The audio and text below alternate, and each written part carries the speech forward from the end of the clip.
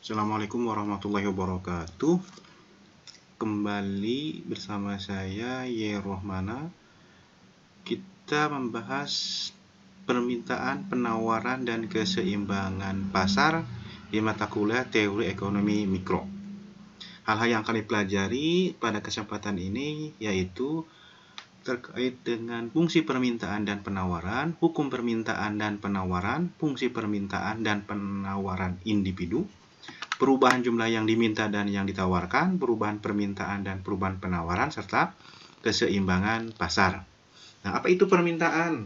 Di pengantar mikro sudah kita bahas, cuman sekarang coba kita ulang kembali biar teman-teman bisa ingat lagi. Permintaan dalam kajian ekonomi atau kajian ilmunya tentu berbeda dengan kajian sehari-hari. Nah, dalam kajian ilmu ekonomi, permintaan didefinisikan sebagai jumlah barang dan jasa yang diminta. Dalam hal ini mampu dibeli ya. Seseorang dalam waktu tertentu pada berbagai atau beberapa tingkat harga. Nah, itu pengertian permintaan dalam kajian ilmu ekonomi. Kalau dalam kajian sehari-hari, permintaan hanya sebatas jumlah barang jasa yang diminta. Sudah. Gitu. Nah, dari definisi ini ada 3 poin yang bisa kita simpulkan. Yang pertama, bahwa permintaan kita simbolkan KIDE selalu mempertimbangkan kemampuan untuk membelinya, yaitu harga. Maka kita buat persamaan atau modelnya bahwa KIDE adalah fungsi dari P. Poin yang kedua, bahwa variabel harga price atau P itu merupakan variabel bebas. Sedangkan variabel jumlah barang yang diminta, KIDE-nya itu sebagai variabel terikat atau dependent. Sedangkan variabel waktu diabaikan atau dianggap konstan tetap. Poin yang ketiga dari definisi di atas bahwa jumlah barang dan jasa yang diminta pada berbagai tingkat harga, artinya dalam berbagai tingkat harga terdapat sejumlah barang yang diminta. Sehingga hubungan antara tingkat harga dan jumlah barang yang diminta ini dapat dibuat kurva permintaan. Apa itu kurva permintaan? Adalah kurva yang menunjukkan tempat titik-titik. Titik-titik berarti kan lebih dari satu ya, menggambarkan maksimum pembelian pada harga tertentu dengan anggapan ceteris paribus. Apa itu ceteris paribus? Artinya hal-hal lain, variabel lain, faktor lain dianggap tetap atau tidak berubah atau konstan. Jadi kalau ditanya apa itu ceteris paribus? Ini. Nah, kalau kita buat dalam bentuk kurvanya, kurva permintaan seperti ini. Ini yang merah ya, teman-teman, yang merah. Dan Anda juga sudah tahu. Nah, ini punya 3 ciri tadi. Yang pertama, bahwa kurva D memotong sumbu P. Nah, si garis merah permintaan ini memotong sumbu P. Ini P. P itu yang vertikal. Mengapa memotong? Sebabnya adalah pendapatan atau kekayaan konsumen itu terbatas. Ya, kalau terlalu mahal, konsumen kan tidak mampu membelinya, maka permintaannya 0. Ya, makanya memotong. Kan memotong sumbu P. Ciri yang kedua. Nah, ciri yang kedua ini. Kurva D atau kurva permintaan memotong sumbu Q. Sumbu kuantitas. Kuantitas itu kan yang horizontal, yang mendatar. Nah, si kurva itu memotong ini. Kenapa memotong?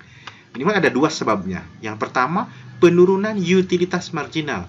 Artinya penurunan tambahan kepuasan seseorang. Kan seseorang mengkonsumsi suatu barang, seperti misalkan air mineral, lama-kelamaan kan kepuasannya menurun. Walaupun harganya semakin menurun, tapi kalau kuantitasnya semakin ditingkatkan, maka tambahan kepuasannya semakin menurun. Bahkan ketika gratis atau harganya 0, cuma-cuma, maka permintaannya bisa saja 0. Karena mungkin si konsumen sudah maksimum kepuasannya. Jadi utilitas marginalnya menurun, bahkan sampai 0. Bahkan bisa saja negatif. Makanya akan memotong ke sumbu Q atau sumbu horizontal. Alasan yang kedua kenapa kurva D memotong Q adalah batasan waktu. Kalau waktunya habis, ya terpaksa harus di-cut. Sehingga pasti kalau diberhentikan waktunya, berhenti makan misalkan, berhenti minum, maka pasti itu Q-nya 0. Karena waktu yang membatasinya. Atau, ya itu seperti itu. Ciri yang ketiga, bahwa kurva D berslop negatif. Slop negatif artinya turun dari kiri atas ke kanan bawah. Nih, dari sini. Turun dari kiri atas ke kanan bawah. Mengapa seperti itu? Ini menunjukkan berlakunya hukum permintaan. Hukum permintaan seperti apa? Kan kita sudah paham. Hukum permintaan kan bunyinya jika P itu jika harga. Jika harganya naik, gitu kan, maka permintaannya akan turun, gitu, mahal, maka permintaannya akan turun. Sebaliknya, jika P-nya, harganya relatif rata-rata misalkan menurun, murah, maka si permintaannya cenderung akan naik karena daya belinya naik. Nah, karena ini kan berarti punya slope negatif, makanya dia turun dari kiri atas ke kanan bawah. Itulah kenapa si D-nya berslop negatif. Nah, hanya ada kekecualian, tidak berlaku berslop negatif untuk misalkan barang given, barang bergengsi atau punya prestise, dan kasus harapan dinamis. Nanti kita jelaskan kekecualian ini. Oke. Berikutnya ini sebuah peta konsep terkait dengan permintaan. Hal yang akan saya tekankan bahwa permintaan itu kan dipengaruhi oleh variabel harga. Ini harga, variabel harga. Dan di luar harga, yang luar harga seperti ini. Di luar harga itu kan bisa pendapatan, kita simbolkan I, harga barang lain, PY, ekspektasi harga, ekspektasi pendapatan, selera, populasi, iklan, fitur, dan variabel lain. Nah, kalau variabel harga, nanti kita akan menghasilkan analisis perubahan kuantitas jumlah barang yang diminta. Nanti kita jelaskan di depan. Sedangkan kalau variabel di luar harga yang ini, maka analisisnya nanti ini.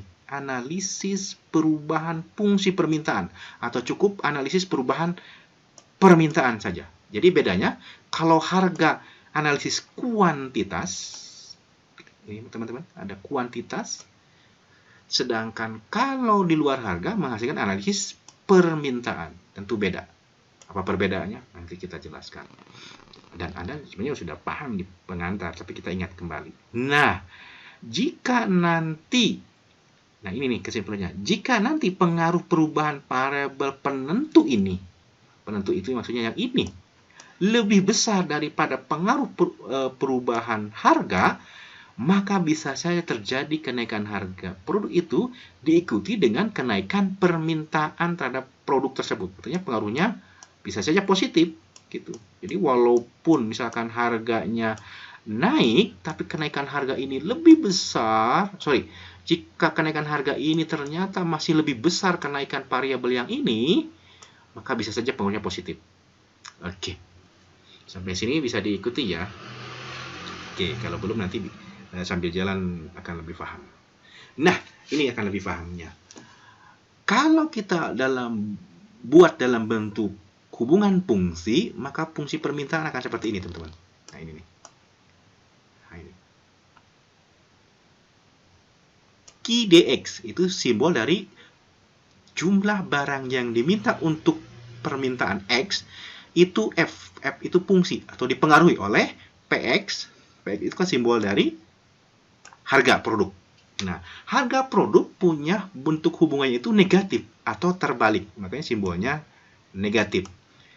Apa makna negatif? Artinya bahwa harga X itu punya pengaruh negatif terhadap permintaan. Maknanya, jika harga produknya naik, maka permintaannya akan turun. Ini negatif. Ini sesuai dengan hukum permintaan sebenarnya yang tadi saya jelaskan di awal. Sebaliknya, jika harganya turun, maka permintaannya akan naik. Makanya negatif. Variabel yang kedua adalah income. Pendapatan konsumen, income. Nah, kalau nanti hubungannya positif, maka dia termasuk barang normal.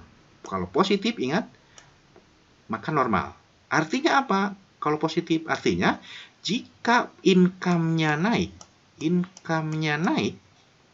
maka permintaannya akan naik, maka itu berarti normal barangnya.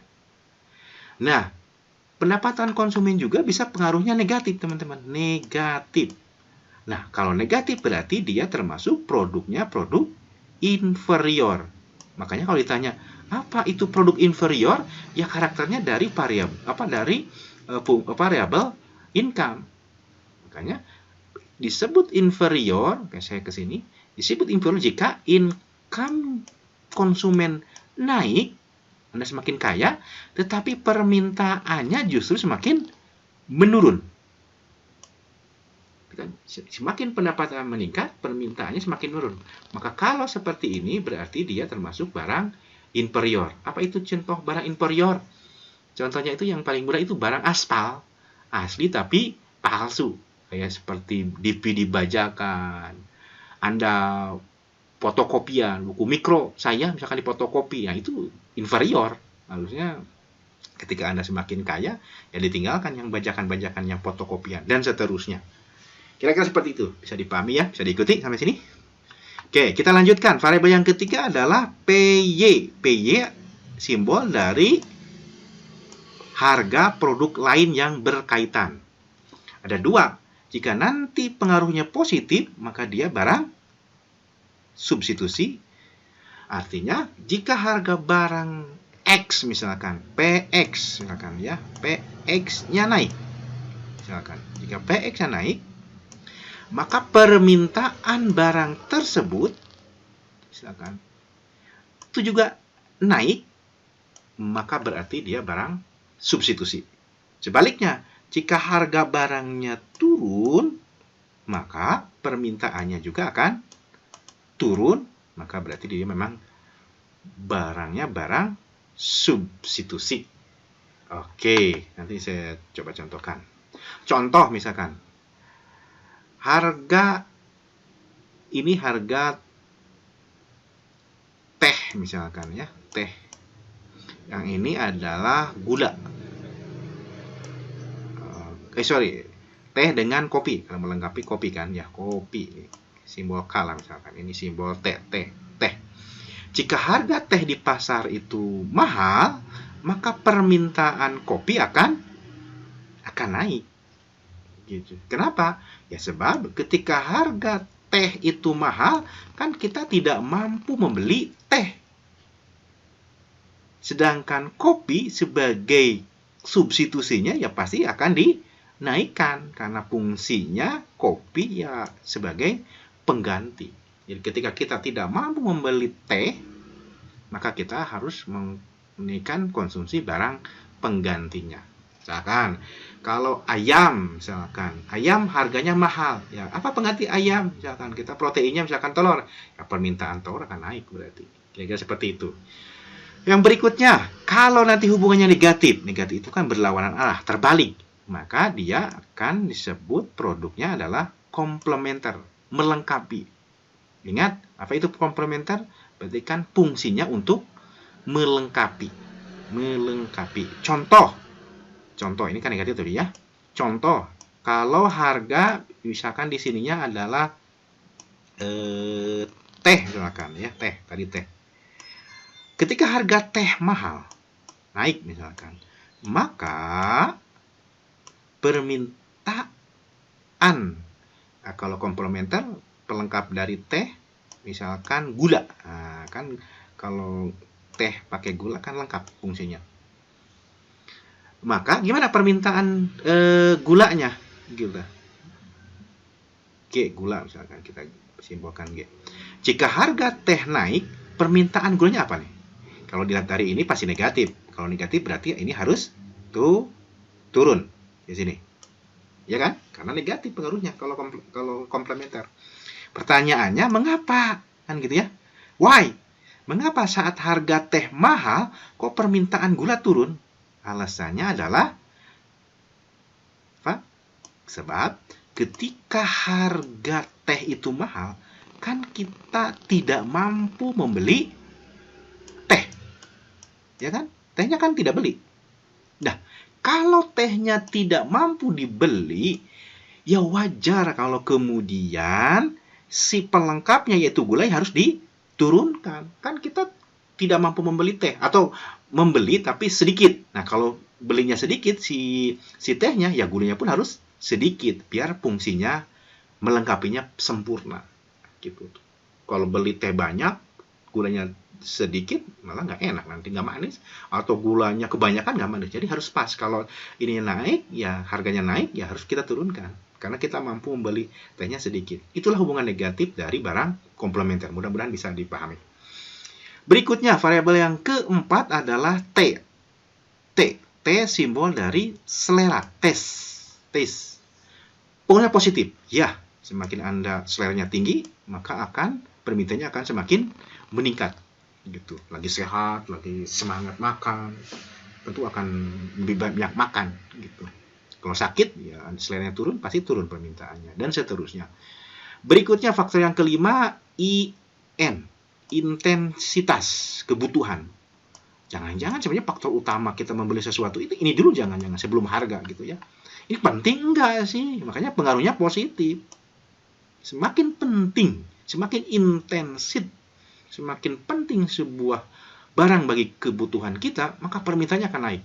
Sebaliknya, kalau semakin tidak penting, makin menurun, ya pasti permintaannya juga akan semakin positif. Kalau positif, kalau ini turun berarti harus turun. Semakin tidak penting, semakin turun, semakin penting, semakin ke atas, maka semakin ke atas juga permintaannya. Yang keenam adalah ekspektasi harga produk di masa mendatang. Ekspektasi ada. Perkiraan harga di masa depan meningkat, misalkan. Kira-kira permintaan sekarang gimana? Sekarang harga BBM nih, besok akan naik dari 9.500 menjadi 12.000. Apakah sekarang beli atau tidak? Ya beli. Makanya wajar kalau pengaruhnya positif. Sebaliknya, kalau besok harga BBM misalkan turun dari 9.500 menjadi hanya 5.000, maka kita tahan sekarang. Gitu. Ngapain beli? Besok aja. Gitu. Makanya pasti permintaan sekarangnya pun akan turun. Makanya pengaruhnya positif. Jadi kalau diprediksi besok atau di masa depan itu mahal, kita beli banyak sekarang. Tapi kalau di masa depan misalkan murah, maka kita turunkan permintaannya sekarang. Tunggu aja besok atau nanti pas saatnya turun gitu ya. Pokoknya positif.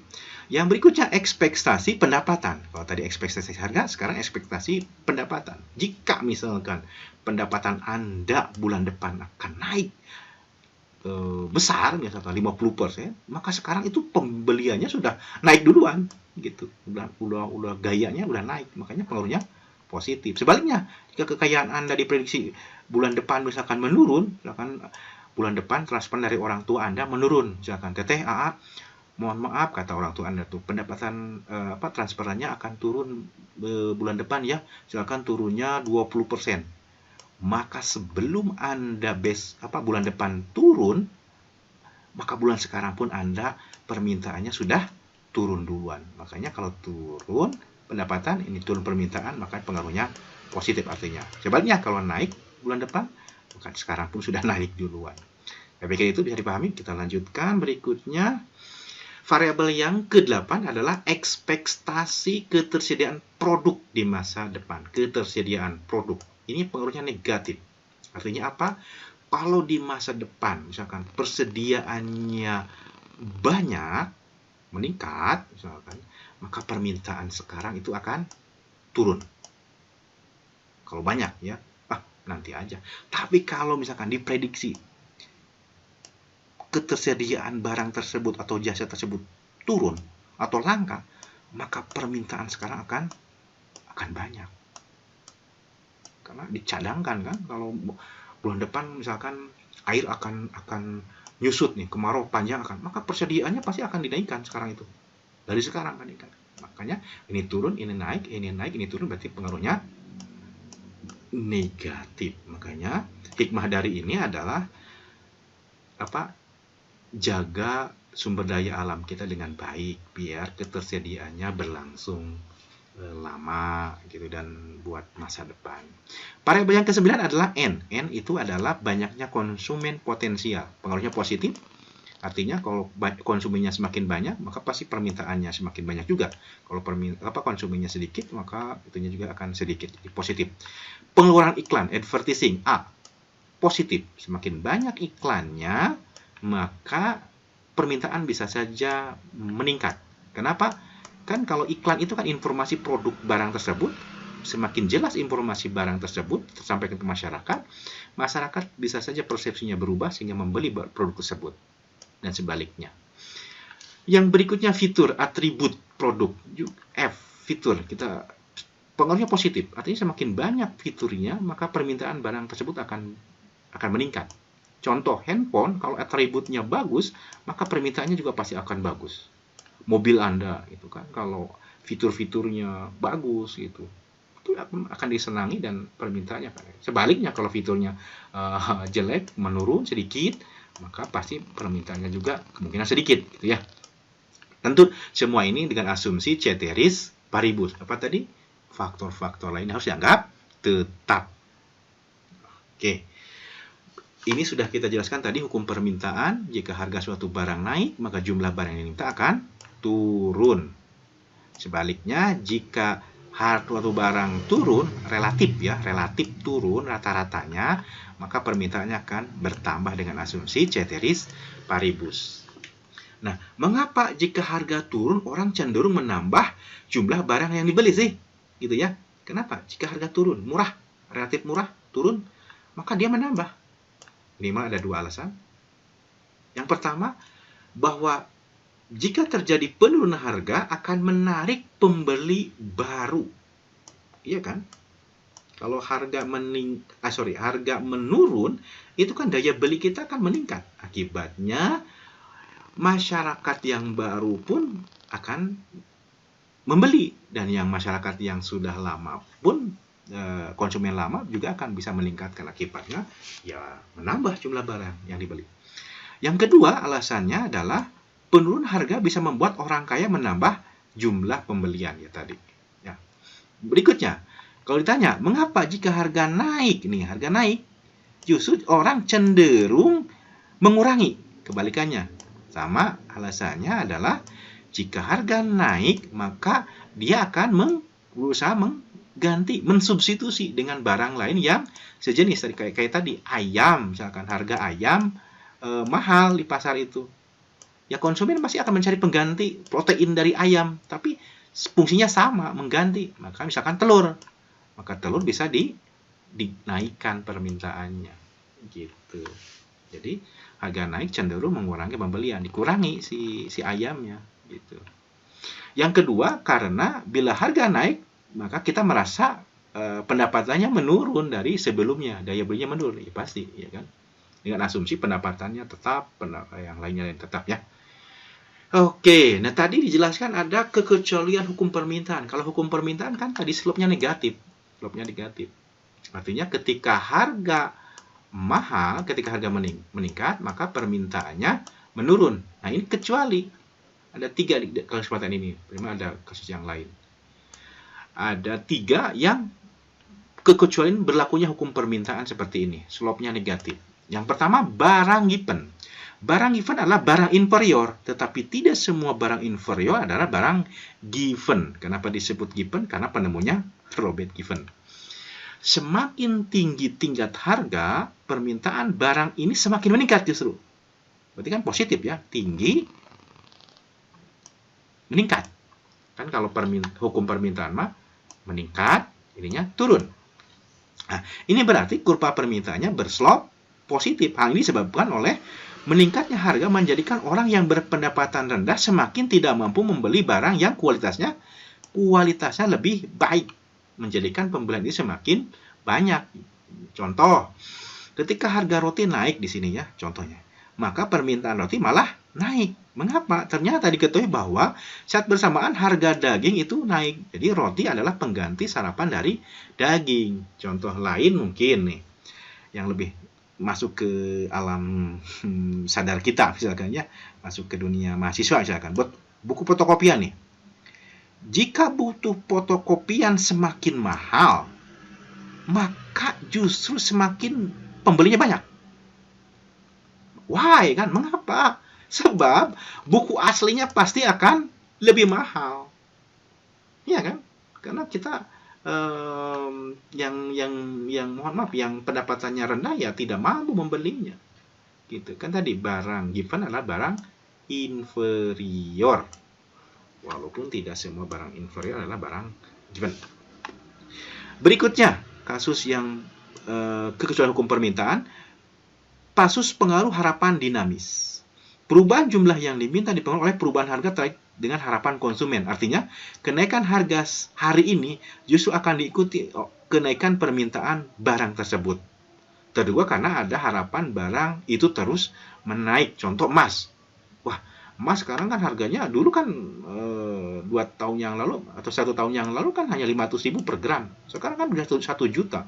Nah, kalau diprediksi ini terus akan naik, maka justru permintaannya akan naik gitu, karena akan tahun depan akan naik lagi. Termasuk juga valuta asing. Kalau dolar terus menguat, maka permintaan dolar justru akan semakin meningkat. Rupiah yang justru akan turun. Berikutnya, kasus barang bergengsi atau prestise. Ya, kalau prestise masuk, ya contoh mobil mewah ya pasti akan dibeli kalau gengsinya masuk gitu. Dan seterusnya, barang-barang mewah punya prestise kan kita bangga. Kita hanya beli yang orang lain tidak mampu kan bangga, sehingga pengaruhnya positif. Saya kira seperti itu. Itulah kecualian hukum permintaan. Nah, berikutnya tadi bahwa kalau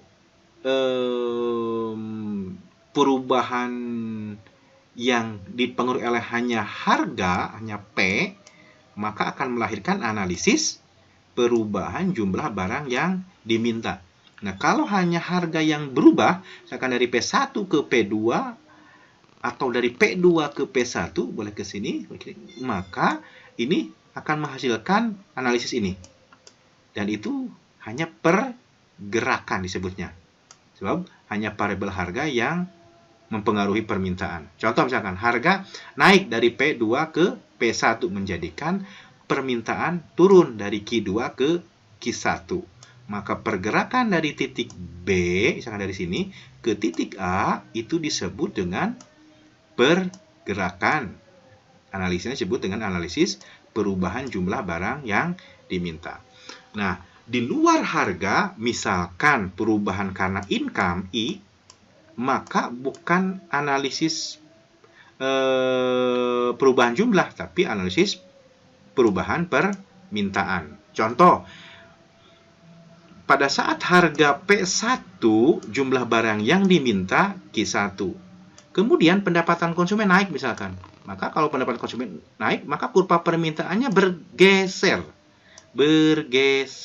dari D ke D aksen. Nah, pergeseran dari D ke D aksen inilah yang disebut dengan perubahan permintaan. Kenapa?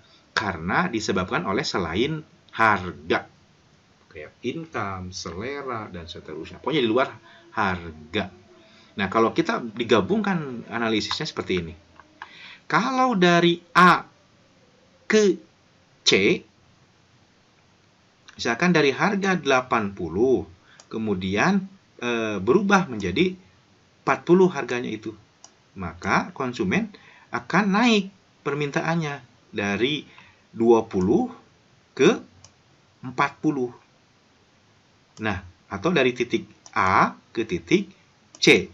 Maka disebutnya apa? Pergerakan dari titik A ke titik C itu disebut dengan perubahan jumlah barang yang diminta. Tetapi kalau misalkan harga 80, permintaan 20, kemudian pendapatannya meningkat misalkan. Akibatnya permintaannya naik menjadi 40 ke sini. Nah, kalau pendapatan meningkat, maka terjadi perubahan atau pergeseran kurva permintaan ke sini. Misalkan ke titik B. Maka dari 20 ke 40 itu adalah karena peningkatan permintaan. Dalam ini kurvanya bergeser. Jadi walaupun sama-sama 40, dari A ke B itu faktor penyebab berbeda. Kalau A ke B itu karena pergeseran kurva permintaan karena variabel di luar harga, sedangkan dari A ke C itu disebut pergeseran pergerakan kurva permintaan karena faktor harga. Oke, bisa dipahami ya. Nah, itu kurva permintaan pasar. Kurva permintaan pasar adalah gabungan dari permintaan individu-individu yang ada jumlahkan menjadi kurva permintaan pasar. Saya pikir di pengantar mikro sudah jelaskan kurva ini ya. Kita lanjut saja. Oke, kita lanjutkan ke konsep penawaran. Penawaran diartikan sebagai keseluruhan jumlah barang dan jasa yang ditawarkan oleh produsen dalam berbagai kemungkinan harga yang berlaku di pasar dalam satu periode tertentu. Nah, sama seperti permintaan, ada beberapa poin yang bisa ditarik poin dari pengertian di atas. Yang pertama, penawaran oleh produsen selalu mempertimbangkan faktor penentu peluang peroleh keuntungan, yaitu P. Makanya QS penawaran fungsi dari P. Kemudian kedudukan variabel harga sebagai variabel bebasnya, sedangkan jumlah barang yang ditawarkan sebagai variabel tidak bebasnya atau terikat. Sedangkan waktu diabaikan. Kemudian jumlah barang yang ditawarkan pada berbagai tingkat harga. Artinya dalam berbagai tingkat harga terdapat sejumlah barang yang ditawarkan. Nah, kurva penawaran adalah kurva yang menunjukkan seberapa banyak produk tertentu yang akan dijual produsen pada harga yang berbeda-beda dengan asumsi ceteris paribus. Nah, ini juga sudah bisa teman-teman pahami. Kemudian faktor yang perlu penawaran banyak, sama misalkan yang pertama harga input, simbolnya PI. Penawarannya meningkat kalau PI-nya menurun, dan penawaran menurun kalau si harga inputnya meningkat. Jadi punya pengaruh negatif. Kemudian harga produk yang lain yang berkaitan. Untuk produk komplementer dalam produksi, maka penawaran meningkat kalau si produk komplementernya meningkat. Gitu. Jadi ada pengaruh positif kalau gitu ya. Dan penawaran menurun kalau produk komplementernya menurun. Sedangkan untuk barang substitusi dalam penawaran itu pengaruhnya negatif. Makanya kalau penawaran kalau harga produk substitusinya menurun, maka penawarannya akan meningkat. Dan kalau harga substitusinya meningkat, maka penawaran justru akan menurun. Yang ketiga, ekspektasi harga produk di masa mendatang.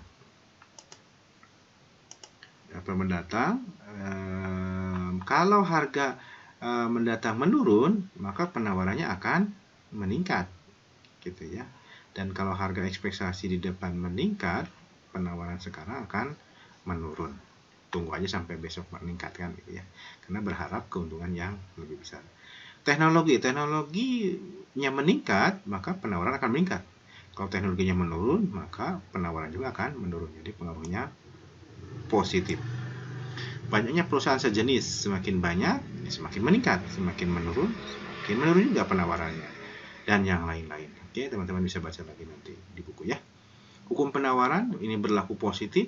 Artinya jika harganya meningkat, maka jumlah barang yang ditawarkan akan meningkat pula. Makanya pengaruhnya positif. Oke. Nah, di penawaran juga ada analisis perubahan jumlah yang ditawarkan dan perubahan penawaran. Nah, kalau jika harga misalkan gini, jika harga naik dari P1 ke P2, yaitu di titik A, maka penawaran akan naik dari Q1 ke Q2 di titik B. Nah, pergerakan dari titik A ke titik B itu yang disebut dengan perubahan jumlah barang yang ditawarkan.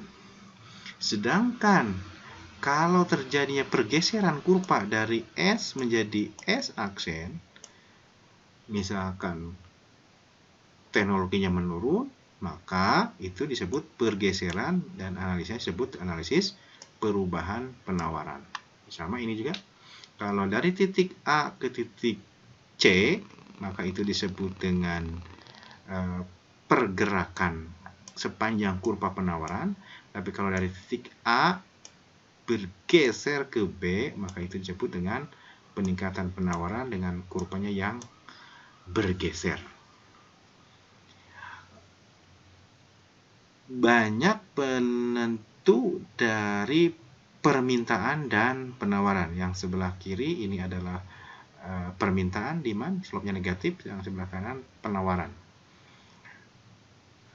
Sebenarnya sudah dijelaskan di awal, ini rangkumannya saja. Misalkan gini, kalau permintaan menurun berarti dia dari D0 ke D1. Maka hal ini bisa disebut oleh faktor selera yang menurun, preferensi menurun, income yang menurun, harga substitusi yang turun, harga komplementer yang meningkat, jumlah pembeli menurun, ekspektasi harga disesuaikan ini nanti. Maka dia akan menurun.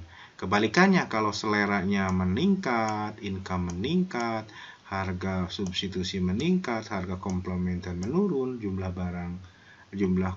pembeli meningkat, maka itu akan menggeser ke sebelah kanan. Ini juga sama untuk penawaran akan menurun. Menurun berarti kan bergeser ke sini ya, misalkan dari S0 ke S2. Sedangkan kalau meningkat dari S0 ke S1. Ini faktor yang punya teknologinya. Kalau menurun ya penawarannya, teknologinya ketinggalan, misalkan harga sumber dayanya menurun, maka tentu ini akan meningkat. Harga input meningkat, maka dia akan mengurangi penawaran. Kira-kira seperti itu. Teman-teman nanti bisa dipelajari ininya, karena sudah sebenarnya tadi di awalnya. Ini kurva penawaran adalah penjumlahan dari individu yang ada di pasar. Individu A, individu B, individu C, maka ditotalkan menjadi kurva penawaran pasar. Ini juga sudah dipelajari di pengantar. Berikutnya adalah konsep keseimbangan pasar. Keseimbangan pasar terjadi ketika kurva permintaan berpotongan dengan kurva penawaran. Nah, bisa saja terjadi kelebihan permintaan, excess demand. Ini jika kuantitas yang diminta melebihi kuantitas yang ditawarkan, maka harga nanti cenderung akan naik, gitu kan. Awalnya misalkan harganya di 1 misalkan ya, maka yang minta banyak 60, yang menawarkan produsen hanya 40, maka terjadi kelebihan permintaan. Kelebihan permintaan ini akan membuat harga cenderung akan naik lagi ke sini, gitu ya, ke P2. Akibatnya terbentuklah keseimbangan lagi sesuai dengan harga pasar.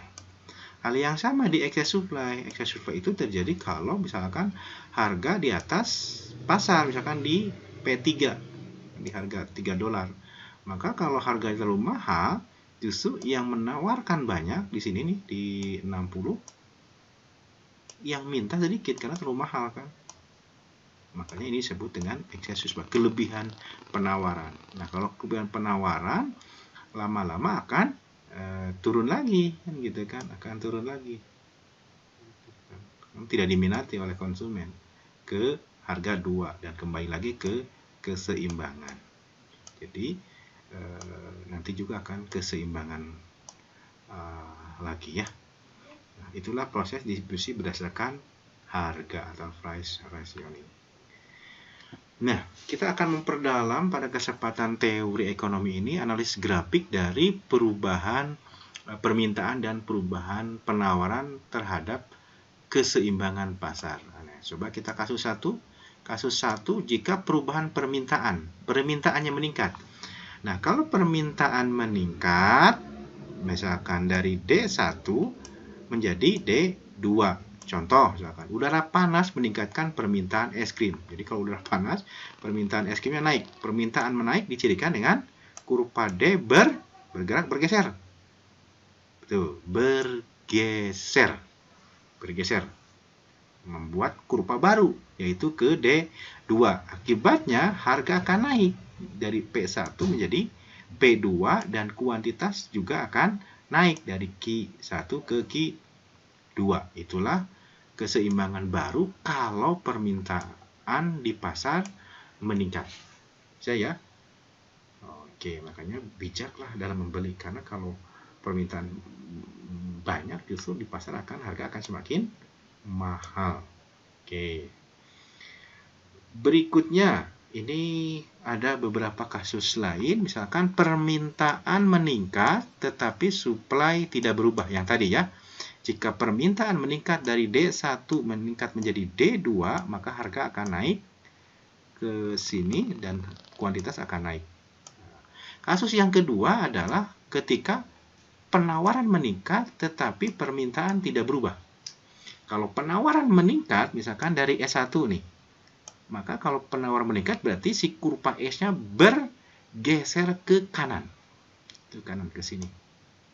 Kalau Anda masih bingung, kata kuncinya adalah kalau penawaran meningkat itu harus menambah kuantitas. Jadi salah kalau misalkan dari sini startnya ya dari sini nih. Kalau Anda digeser ke kiri ke sini, maka salah. Kenapa? Karena dia akan mendekati 0 justru, kan aneh. Masa penawaran meningkat kok malah mendekati 0, kan aneh. Maka yang betul adalah ke kanan. Kenapa ke kanan? Karena meningkatkan Q. Oke. Nah, kalau bergeser ke kanan ke S2, maka yang terjadi adalah harga turun, kuantitas akan naik. Oke, kita lanjut supaya lebih paham lagi. Sekarang, yang kasus yang ketiga adalah permintaan meningkat, supply tidak berubah.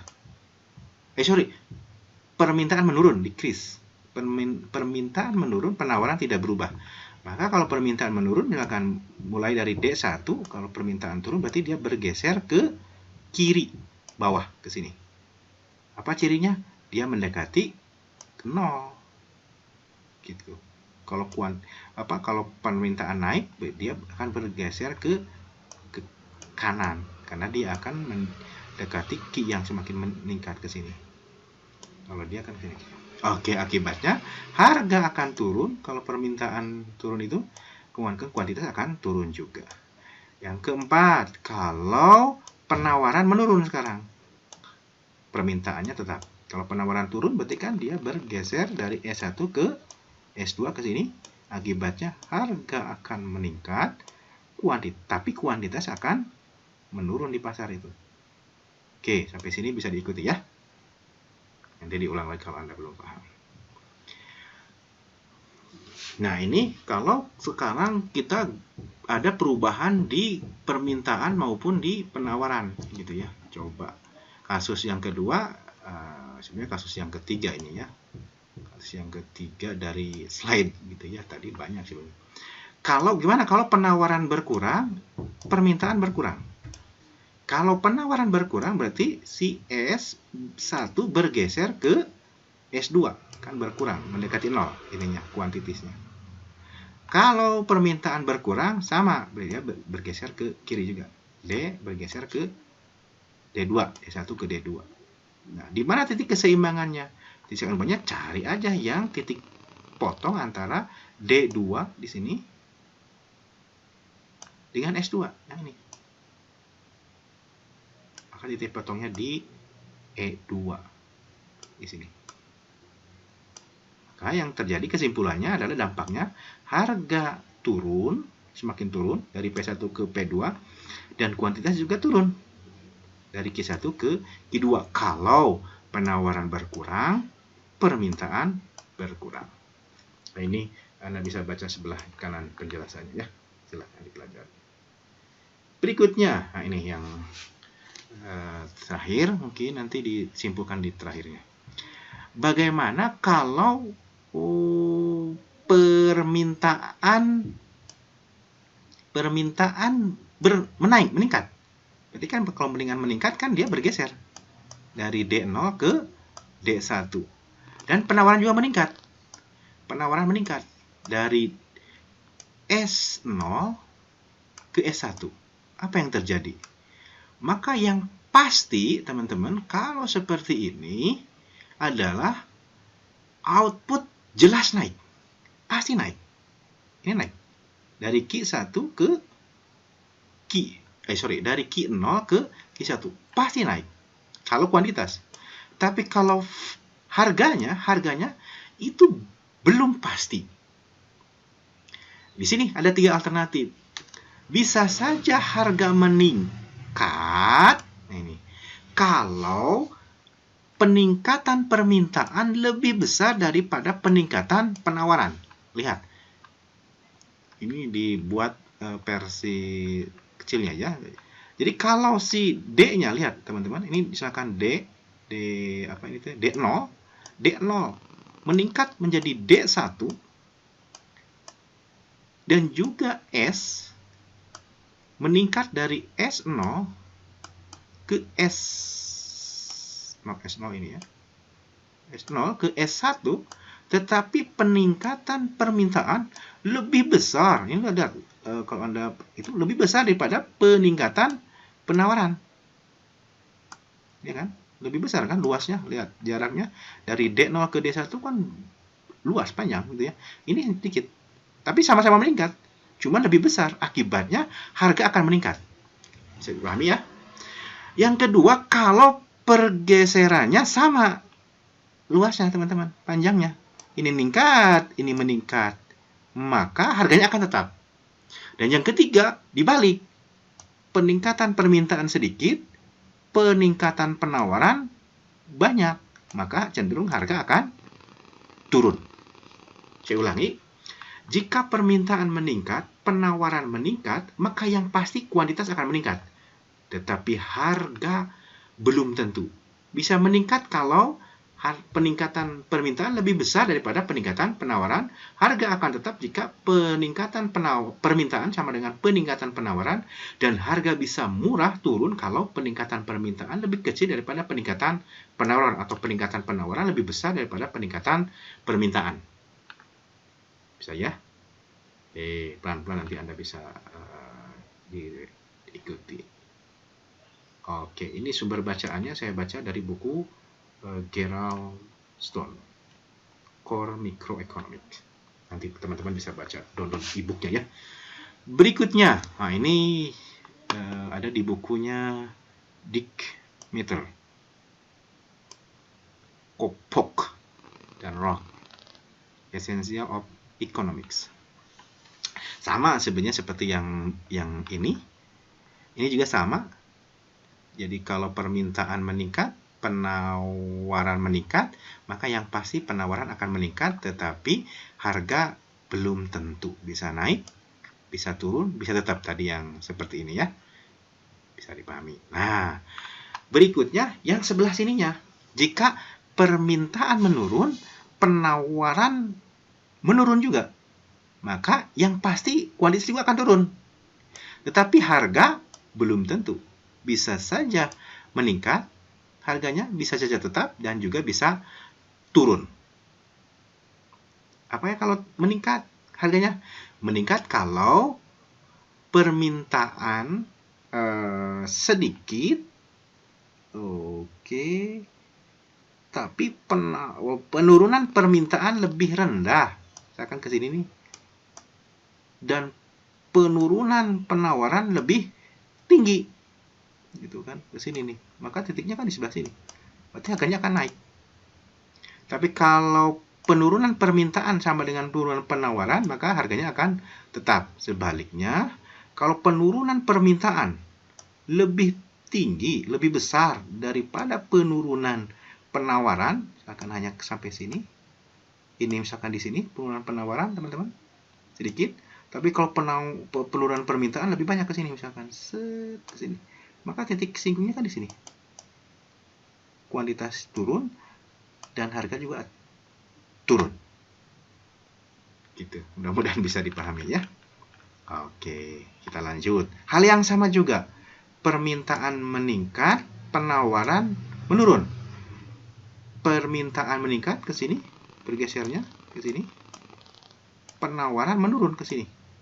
Juga banyak peluang. Yang pasti justru harga pasti naik kalau permintaan meningkat, penawaran menurun, tapi kuantitas bisa turun, bisa tetap, atau bisa meningkat. Tergantung dari mana yang lebih besar, gitu ya. Bisa turun kalau penawarannya, harga bisa meningkat kalau penawaran menurun lebih besar dibanding peningkatan permintaan. Permintaan misalnya segini, perubahannya dari D ke D, aksennya ke sini, sedangkan ini, maka keseimbangannya di sini kan. Maka kalau keseimbangan itu kita tarik garis ke bawah, maka kuantitasnya akan lebih rendah, gitu ya. Oke, dan sama untuk analisis ini juga ya. Nanti teman-teman berlatih aja, nanti saya kasih tugas biar Anda bisa menganalisis seperti ini. Nah, sama kalau permintaan menurun kan ke sini nih. Ini.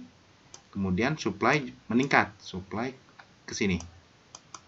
Apa yang terjadi? Kalau seperti ini, harga pasti menurun, tapi kuantitas belum pasti. Bisa saja turun, bisa saja naik, atau bisa saja tetap. Nah, kalau disimpulkan seperti ini teman-teman.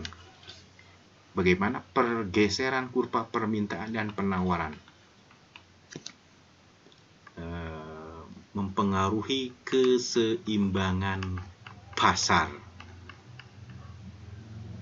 Oke.